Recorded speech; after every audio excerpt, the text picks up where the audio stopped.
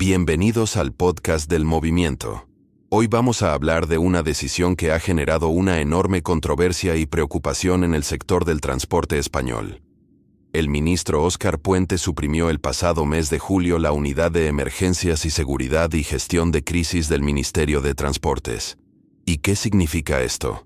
Pues que un organismo clave, creado en 2012 para coordinar la seguridad y prevención de accidentes en empresas públicas tan importantes como ADIF, Renfe y AENA, ha sido desmantelado. Esta unidad no era un simple ente burocrático, tenía un papel activo y fundamental. Imaginen la cantidad de crisis que ha gestionado. La pandemia de la COVID-19, el histórico temporal de nieve de Filomena, la erupción del volcán de La Palma. Su labor era crucial para coordinar respuestas rápidas y efectivas en momentos críticos que afectaban a todo el país. Pero el ministro Puente, en una reestructuración de su departamento, decidió vaciar este organismo de competencias y personal hasta su completa eliminación. ¿Y qué pusieron en su lugar? Un observatorio para la coordinación y prevención de crisis y atención a las víctimas. Suena bien, ¿verdad? Pues la realidad es muy distinta. Este nuevo organismo se dedica principalmente a hacer informes teóricos y a supervisar procedimientos. Carece de las atribuciones operativas que tenía la unidad anterior. Es decir, pasamos de la acción a la teoría, de la prevención activa a la supervisión pasiva. Lo más alarmante es que, según información a la que ha tenido acceso Voz Populi, la Oficina de Atención a las Víctimas, que forma parte de este nuevo observatorio, cuenta actualmente con un solo funcionario, un único jefe de área, para atender una labor tan sensible y crucial. Esto es cuanto menos preocupante. Fuentes sindicales advierten que, desde que se desmanteló la unidad de emergencias, el observatorio no ha tenido ningún papel en la llamada seguridad operacional, es decir, en la prevención directa de accidentes ferroviarios. Pensemos en el trabajo que hacía la unidad eliminada. Realizaba un mapeo periódico de los puntos críticos de la red de transporte y también de los llamados puntos negros, esos lugares donde se producían más accidentes o arrollamientos. ¿Cómo lo hacían? Con datos que ADIF y Renfe suministraban prácticamente en tiempo real. Esta información permitía actuar de forma proactiva, identificar riesgos y tomar medidas para evitarlos. Ahora, con el nuevo observatorio, hay serias dudas sobre si se está haciendo un seguimiento adecuado de las deficiencias que los propios maquinistas detectan y comunican. ¿Y por qué se tomó esta decisión?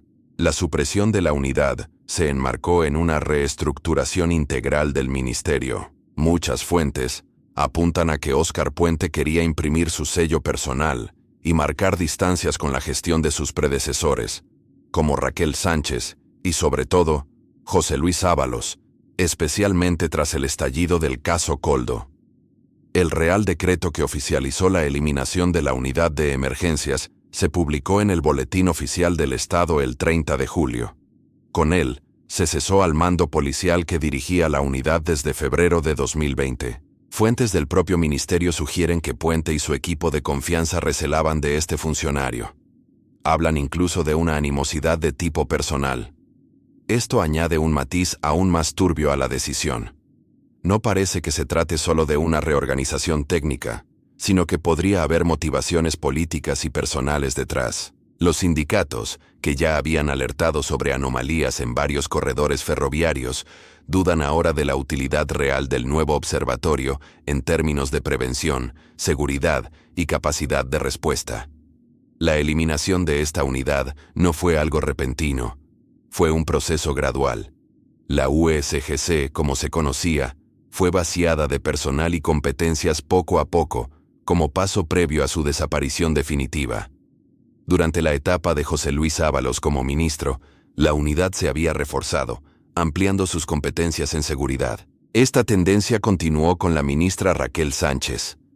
Pero con la llegada de Puente, todo cambió.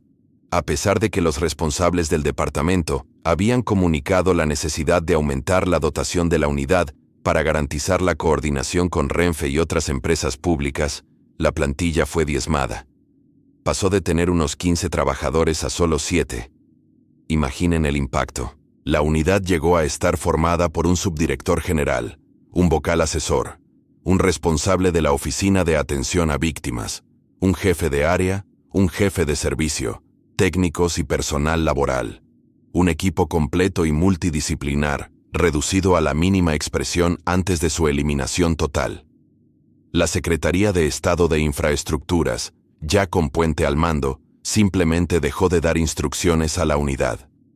Ignoró las peticiones de más personal y guardó silencio sobre los recursos económicos disponibles. Los miembros de la unidad se encontraron en un limbo, sin directrices claras y sin los medios necesarios para hacer su trabajo. Es interesante notar que la persona responsable de la provisión de personal era Belén Villar, una figura controvertida que también participó en la auditoría interna sobre la gestión de Ábalos que encargó Puente. El propio exministro Ábalos se querelló contra ella. El sindicato UGT la acusó de crear una estructura paralela en el ministerio para servir a intereses ajenos a su función pública. Todo esto dibuja un panorama de luchas internas y decisiones cuestionables que han afectado directamente a la seguridad de nuestros transportes. Y hay más. Esta decisión choca frontalmente con la Estrategia de Movilidad Segura, Sostenible y Conectada 2030, un plan aprobado a finales de 2021. Esta estrategia otorgaba a la unidad ahora suprimida un protagonismo capital en la coordinación y gestión de crisis en el transporte. Es decir, el propio ministerio está contradiciendo sus planes estratégicos a largo plazo. La estrategia priorizaba la coordinación directa como parte esencial de la prevención, la autoprotección y la gestión de emergencias. Pero las acciones de Puente fueron en la dirección opuesta. Otra de las medidas que se tomaron para ir vaciando de contenido a la unidad fue la eliminación, en abril de 2024, de las reuniones de coordinación mensuales que sus mandos mantenían con los responsables de ADIF y Renfe. Estas reuniones eran vitales para detectar y hacer un seguimiento exhaustivo de las incidencias de seguridad. También se eliminaron las reuniones con enlaces de las fuerzas y cuerpos de seguridad del Estado. Todo parece seguir una hoja de ruta muy clara. Desactivar la unidad, vaciarla de competencias y funciones, y finalmente, suprimirla. Fuentes de Renfe y ADIF han confirmado que esta unidad estaba incluida en el plan de asistencia a víctimas de accidentes ferroviarios y participaba activamente en la supervisión de planes de seguridad y en los simulacros de accidentes desde 2021. El nuevo observatorio, por el contrario, no está implicado en estas tareas operativas.